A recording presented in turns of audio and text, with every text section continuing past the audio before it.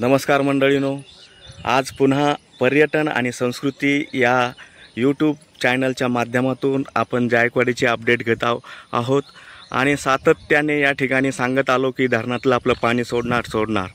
आज तो सुवर्ण दिवस या धरणाच्या इतिहासामध्ये नोंद होत आहे। महाराष्ट्र राज्याचे जलसंपदा विभागाचे कॅबिनेट मंत्री राधाकृष्ण विखे पाटील साहेब यांच्या शुभ हस्ते या प्रकल्पाचं आज पाण्याचं जलपूजन करून या ठिकाणी पाण्याचा विसर्ग हा गोदावरीमध्ये करण्यात येणार आहे।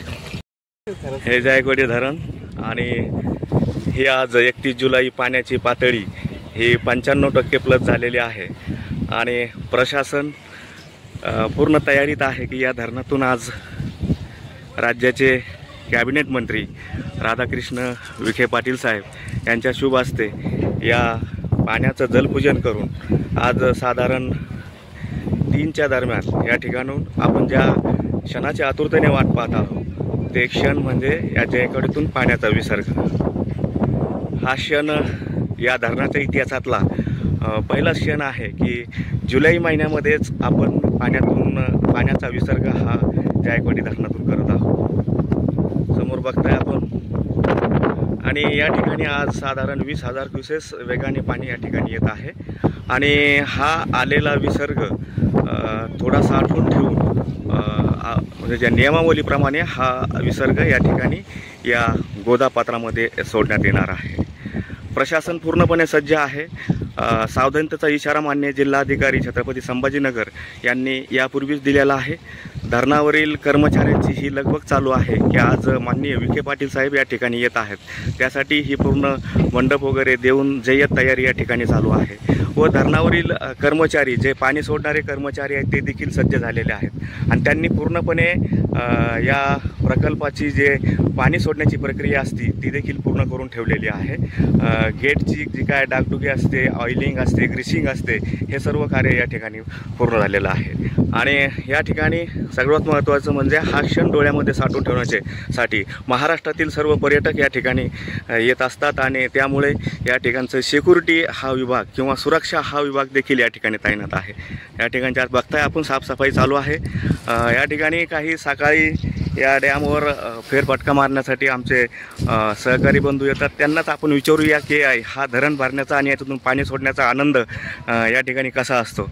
हे आमचे सहकारी आहेत, या ठिकाणी बल्लाल साहेब आहेत, आमचे दुसरे मित्र आहेत प्रतिष्ठान महाविद्यालय या ठिकाणी ग्रंथपाल। आपण त्यांना विचारू बल्लाल साहेब काय वाटतं, धरण भरलं आहे आपल्याला आणि आपण पाणी सोडतो त्याबद्दल आपलं मत काय आहे याच्या बाबतीमध्ये थोडक्यात सांगा। अगदी खूप चांगलं म्हणजे आनंदाचा क्षण आहे।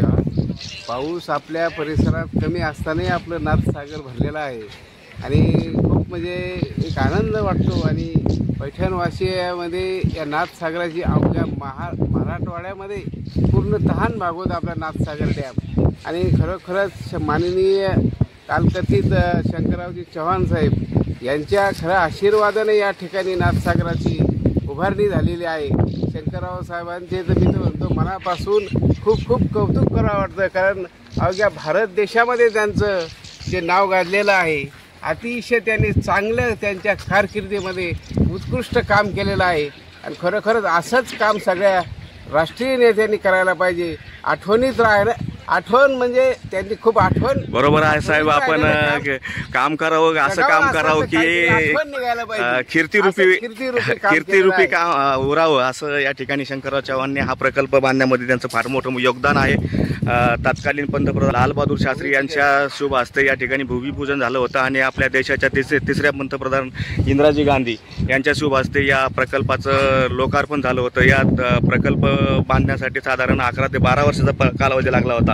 असा हा सुवर्ण योग आज या ठिकाणी येऊन ठेपला आहे की आज जुलै महिन्यामध्येच या प्रकल्पातून पाणी सोडण्यात येत आहे, आज दुपारी 3 वाजता।